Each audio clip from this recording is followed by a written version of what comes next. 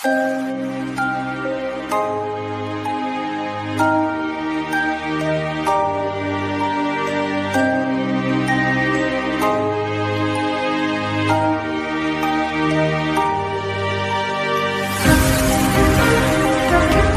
Classes में आपका स्वागत है। आज हम पार्ट 2 के दूसरे भाग का अध्ययन करेंगे। पहले हमने पढ़ा था चाहमान, गुर्जर प्रतिहार और राष्ट्रकूटों के बारे में। आज हम पढ़ेंगे चोल राज्य सत्ता में कैसे आया। तो चोल राज्य सत्ता में आने के लिए सबसे पहले उसने उरियूर व तंजावुर क्षेत्र पर अपना अधिकार किया था। तो कावेरी डेल्टा के पास मुटियार नाम से प्रसिद्ध एक छोटे से मुखिया परिवार की सत्ता थी। वे कांचीपुरम के पल्लव राजाओं के सामंत थे। उरियार के चोल वंशीय प्राचीन मुखिया परिवार के विजयालय ने 9वीं सदी के मध्य मुटियारों को हराकर डेल्टा पर कब्जा कर लिया। उसने वहां पर तंजूर शहर और निशुंभ शुद्धनी देवी का मंदिर बनवाया। विजयालय के उत्तराधिकारियों ने पड़ोसी इलाकों को जीता और उसको अपने राज्य में क्षेत्रफल में शक्ति दोनों में वृद्धि की। दक्षिण और उत्तर के पांड्यान और पल्लव के इलाके इस राज्य का हिस्सा बन गए। राजराज प्रथम, जो इस सबसे शक्ति चोल शासक माना जाता है, सन 985 में राजा बना और उसने इसमें ज़्यादातर क्षेत्रों पर अपना नियंत्रण कर विस्तार किया। उसने साम्राज्य के प्रशासन का पुनर्गठन किया। राजराज के पुत्र राजेंद्र प्रथम ने उसकी नीतियों को जारी रखते हुए गंगा घाटी तथा श्रीलंका तथा दक्षिण पूर्व एशिया के देशों पर हमला किया और अपने अभियानों के लिए उसने जल सेना भी बनाई। इस पाठ के अंदर जल सेना है सिर्फ राजेंद्र प्रथम ने बनाई है, ये मुख्य बात है इसमें। इसके बाद आता है अगला पॉइंट है भव्य मंदिर और काश्य मूर्ति कला। राजराज और राजेंद्र प्रथम द्वारा बनाए गए तंजावुर और गंगईकोंड चोलपुरम के बड़े मंदिर स्थापत्य और मूर्तिकला की दृष्टि से एक चमत्कार है। चोल मंदिर अक्सर अपने आसपास स्थित विकसित होने वाली बस्तियों का केंद्र बन गए। ये शिल्प उत्पादन के केंद्र थे। ये मंदिर शासकों और लोगों द्वारा दी गई भूमि से भी संपन्न हो गए थे। इस भूमि की उपज उन सारे विशेषज्ञों का निर्वाह करने में खर्च होती थी जो मंदिर के आसपास रहते थे और उनके लिए काम करते थे। हाँ, संगीतकार, नर्तक इत्यादि। दूसरे शब्दों में कहा जाए तो मंदिर सिर्फ पूजा आराधना का केंद्र नहीं थे, वे आर्थिक, सामाजिक और सांस्कृतिक जीवन के आधार भी थे। मंदिर के साथ साथ जुड़े हुए शिल्पों में सबसे विशिष्ट था कांस्य प्रतिमाएं बनाने का काम। चोल कांस्य प्रतिमाएं संसार की सर्वश्रेष्ठ उत्कृष्ट कांस्य प्रतिमाओं में गिनी जाती है। ज़्यादातर प्रतिमाएं देवी देवताओं की होती थी, लेकिन कुछ प्रतिमाएं है वो भव्य कुछ भक्तों की थी। इसके बाद आता है अपना पॉइंट आता है कृषि व सिंचाई। कृषि, चोलों की कई उपलब्धियां कृषि में भी है, कृषि विकास में भी है। कृषि विकास के माध्यम से संभव हुई है।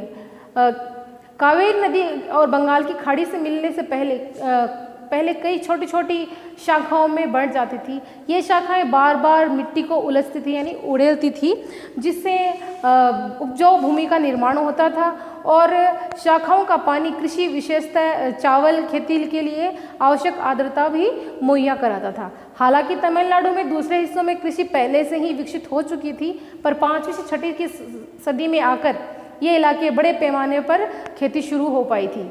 कुछ इलाकों में जंगलों को साफ किया गया खेती करने के लिए, कुछ दूसरे इलाकों की ज़मीन को समतल किया गया। डेल्टा क्षेत्रों में बाढ़ को रोकने के लिए तटबंध बनाए गए और पानी को खेतों तक पहुंचाने के लिए नहरों का निर्माण भी किया गया। कई क्षेत्रों में एक साल में 2 फसलें भी उगाई जाती थी। कई जगहों पर फसलों की सिंचाई कृत्रिम रूप से करना जरूरी था। सिंचाई के लिए कई पद्धतियाँ अपनाई जाती थी। कुछ इलाकों में कुछ कुएं खोदे गए, कुछ अन्य जगहों में बारिशों के पानी को इकट्ठा करने के लिए विशाल सरोवर बनाए गए। स्मरण रहे कि सिंचाई में काम में योजना की ज़रूरत होती थी, जैसे श्रम संसाधनों को व्यवस्थित करना, इन कामों की देखरेख करना और ये तय करना कि पानी का बंटवारा कैसे किया जाए। ज़्यादातर नए शासकों के साथ साथ गाँवों में रहने वाले लोगों ने इन गतिविधियों में सक्रिय रूप से दिलचस्पी दिखाई। अगला पॉइंट है हमारा साम्राज्य का प्रशासन, कि प्रशासन किस प्रकार संगठित था। किसानों की बस्तियां जो उर कहलाती थी, किसानों की कई बस्तियों को मिलाकर या कई गांवों को मिलाकर नाडु का निर्माण होता था। नाडु न्याय के कार्य करते थे और कर वसूलने का कार्य भी करते थे। वेलाल जाति के धनी ब्राह्मण केंद्रीय चोल सरकार की देखरेख में नाडु के कामकाज को अच्छा खासा नियंत्रण हासिल था। उनमें से कई धनी भूस्वामियों ने चोल राजाओं के सम्मान में मुवदलन और अरियार नामक जैसी उपाधियां धारण की। अरियार, ये मुवदलन का अर्थ है 3 राजाओं को अपनी सेवाएं प्रदान करना। ऐसे राज्य के पद भी इन किसानों को सौंपे गए। यानी किसान है वो बहुत समृद्ध थे और खेती की अच्छी तकनीक है उन किसानों को आती थी। भूमि के प्रकार, अब है वो जो ब्राह्मणों को भूमि दी जाती थी वो 4 या 5 प्रकार की हुआ करती थी। सबसे पहली भूमि है वेलन वगाई, गैर ब्राह्मण किसानों को स्वामी की भूमि। ब्राह्मदेय यानी ब्राह्मणों को उपहार में दी जाने वाली भूमि।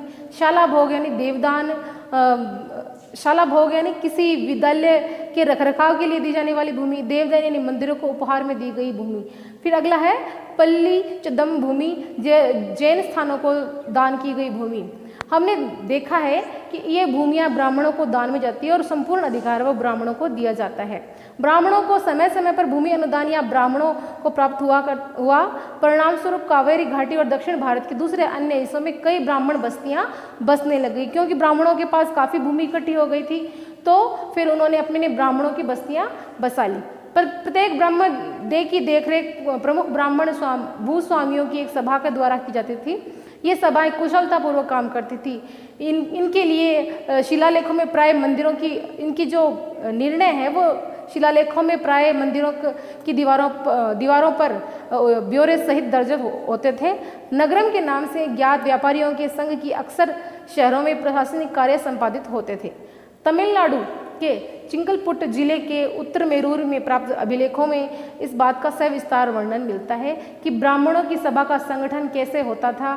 सिंचाई के कामकाज, बाग बगीचों, मंदिरों इत्यादि की देखरेख के लिए सभा के विभिन्न समितियां होती थी। इसकी सदस्यता के लिए जो लोग योग्य होते थे उनके नाम तालपत्र के छोटे टिकटों पर लिखे जाते थे और एक बर्तन में रख दिए जाते थे। फिर किसी छोटे लड़के के द्वारा टिकट निकलवा कर दिए जाते थे।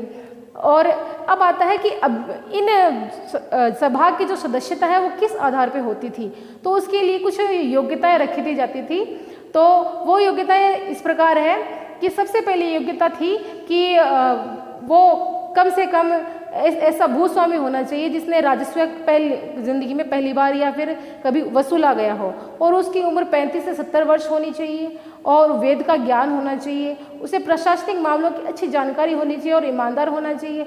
यदि कोई पिछले 3 सालों में किसी समिति का सदस्य रहा हो या वह किसी और समिति का सदस्य नहीं बन सकता। जिसने अपने सगे संबंधियों के खाते जमा नहीं करवाए वह चुनाव नहीं लड़। अब है अपने यहाँ पूरे भारत के जो मुख्य वंश है वो हम पढ़ चुके हैं। अब आती है चीन की बात। चीन में तांग वंश था। चीन में तांग वंश राजवंश के तहत एक साम्राज्य स्थापित हुआ जो लगभग 300 वर्षों तक सत्ता में रहा। इसकी राजधानी शियान दुनिया के सबसे बड़े नगरों में एक थी, जहाँ तुर्की, ईरानी, भारतीय, जापानी और कोरियाई जाया करते थे। तांग साम्राज्य परीक्षा के माध्यम से नियुक्त की गई नौकरशाही द्वारा प्रशासित होता था। इन परीक्षाओं में हर इच्छुक व्यक्ति बैठ सकता था और अधिकारियों के चयन की यह व्यवस्था कुछ बदलावों के साथ 1911 तक कायम रही। भारतीय उपमहाद्वीप में प्रचलित व्यवस्था से यह व्यवस्था कई मायनों में भिन्न थी, मगर आज ये भारत में व्यवस्था नौकरशाही में उपलब्ध है। और इसी के साथ ही हमारा ये दूसरा पाठ पूर्ण होता है। धन्यवाद।